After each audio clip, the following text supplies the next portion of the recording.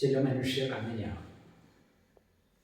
എല്ലാത്തിനെയും എതിർക്കുക, എന്തിനേയും വിമർശിക്കുക, സാധ്യമായത് ചെയ്യുമ്പോൾ അത് അസാധ്യമാണെന്ന് പറയുക.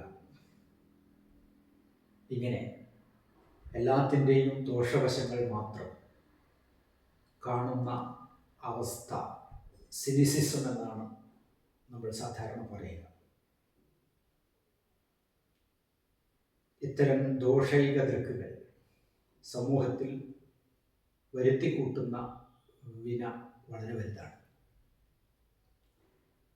സാധ്യമായതിനെ ചെയ്യുക, അസാധ്യമായതിൽ പോലും സാധ്യതകൾ കണ്ടെത്തുക.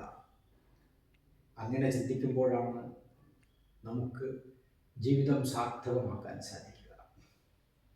ഇനിയും നമ്മൾ ഒരു സിനിക് ആകണമോ? Thank you.